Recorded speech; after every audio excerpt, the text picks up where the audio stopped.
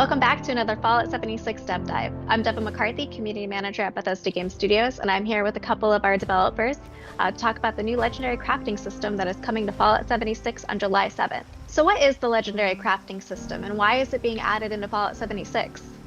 So Legendary Crafting is something that's been requested by the community for quite some time. It allows the player to take almost any item, weapon, armor, or power armor, and apply a set of legendary mods directly onto that item. This lets you focus on improving the specific items you like to use and takes away a large amount of the randomness that comes from purchasing from the purveyor or from game rewards. So what do players need to upgrade their existing items to be legendary? Players will need to buy legendary modules at the purveyor and acquire legendary cores from the public events. They then take those to a workbench and modify their armor, power armor, or weapon with the desired tier of legendary mods. Each tier has a different component cost and will roll the appropriate set of legendary mods. You can reroll legendary mods as often as you have the components that allows you to do that. You can take an item that has no stars and turn it into a 3-star, or you can take a 3-star item and turn it into a single-star item if that's all you can afford. We've built the whole system to be as flexible as possible to accommodate as many players as possible. Sounds like a lot of players in the Wasteland are going to be getting some really great upgrades to their gear. So what changes does the new system bring to power armor? So the ability to have legendary power armor opens up a whole new bunch of playstyles for those players. Power armor players can now have bloodied builds, food builds, aristocrat builds. We've really built this entire system to give players as many options as possible to fit their preferred playstyles. So we're doing some balance work on existing legendary attributes. What's our overall goal with these changes? Really just to kind of provide just a generalized buff for a lot of our mods that have been kind of left behind with a lot of the changes that we've had over the last couple of years. Like the Assassins mod at launch, that was purely a PvP mod. Like that really only affected like when you were attacking other players because it specifically only damaged other humans and there were no other humans in the Wasteland. And then with Wastelanders, suddenly Appalachia is full of other humans. So it's just like, all right, now this mod is a lot more important. So we ended up buffing that from, I think it was a 10% damage buff all the way to 50%. And we've just got lots and lots of other little things like that, where the one Wasteland damage reformulation we did last summer, like that was kind of an across-the-board nerf, and we promised players that, like, hey, this is going to let us do a lot more buffs and do a lot more new things, and this was kind of like that first avenue where we could start doing that, where, hey, before, like, we've got a series of legendary mods that, like, up your damage against mirelurks and robots and stuff like that, and we were able to buff those by, like, an additional 20%. It's kind of a, like, hey, let's make the game a little bit more fun and add a little bit more power back to the player. Sounds like there's a lot of really exciting changes in store. All right, we're also introducing some new legendary attributes. Do you want to tell us a little bit about those? Over the last couple of years, we've actually been able to do a lot of really great improvements to CK and add a lot of extra functionality that we didn't have before. Over like the last 2 years, we've added a lot of great new features that allow us to detect damage, states better, to basically perform actions more reliably. And we were able to basically start producing a series of combat mods that were much more reliable and a lot more fun, which also allowed us to start filling in a lot of our gameplay holes that we've had in our game. For example, hey, we didn't have a really reliable way to kind of detect how much health you had. Like, we could kind of do it on the downscale, like when you were hurt, which is how we got those bloody builds, but it was more difficult for us to be able to tell if, like, say, you had full health and things like that. We couldn't do that super reliably. So now we could actually provide sort of the exact opposite of a bloody build, something that's 100% tuned to keeping your health bar entirely full. And likewise, we were able to create a lot of new mods that kind of support some of the emerging build styles. We refactored the Hunger and Thirst system last summer. And that went from basically being like a quality of life build to like manage the nuisance to now it provides a series of buffs.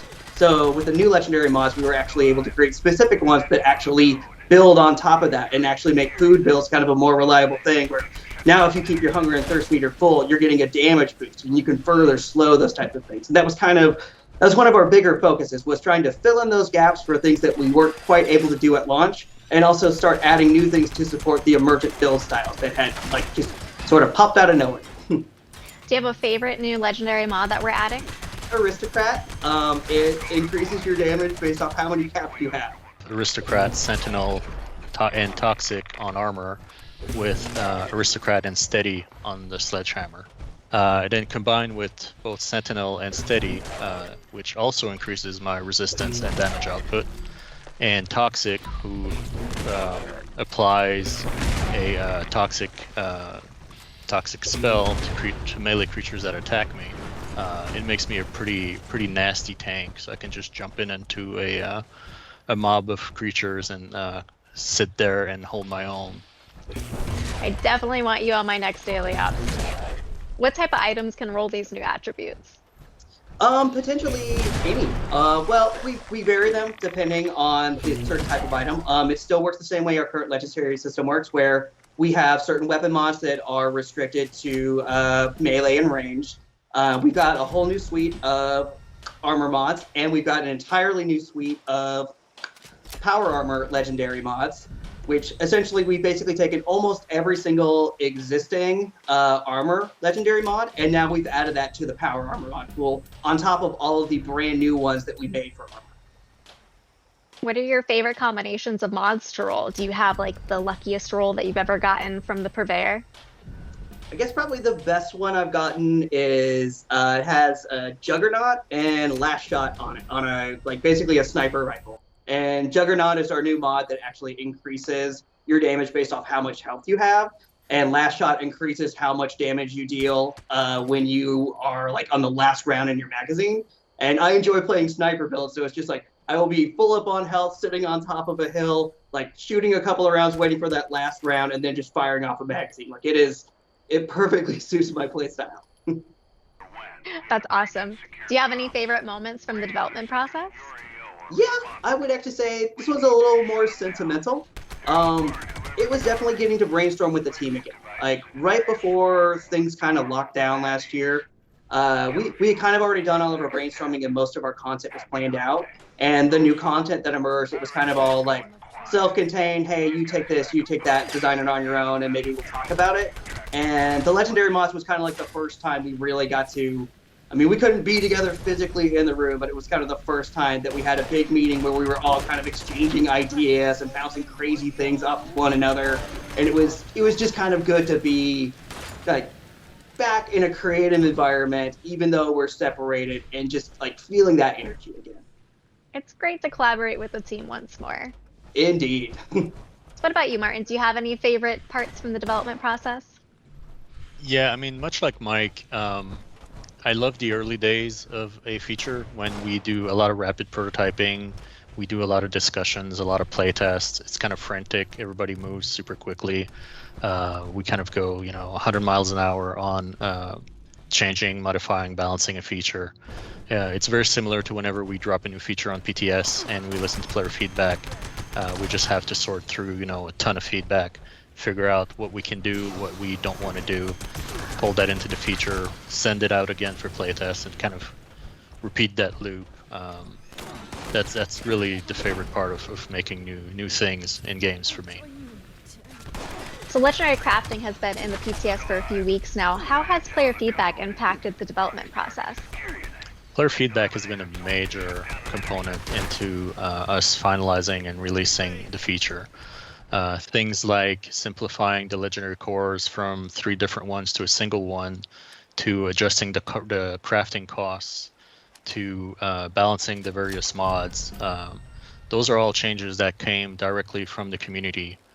So I highly encourage everybody to join us up on PTS and make your feedback known. We pay a huge amount of attention to what you all have to say about what we're making. And while we can't act on all of it, it brings us a lot of joy when we do implement changes that come directly from our player base. Thank you guys so much for taking time out of your busy days to talk to us about the new Legendary Crafting system. Before we go, is there anything that you want to say to the community? I want to thank everybody for playing, for participating in PTS and shaping this feature. And I look forward to seeing you online. Yeah, thanks to the fans so much. Your feedback is really what makes these things better, and we absolutely appreciate it, and we love you guys. All right, thanks again for joining us, Michael and Martin. We really appreciate your guys' time. And for those of you who are eager to get your hands on these legendary upgrades, our next update is July 7th. We'll see you in the Wasteland.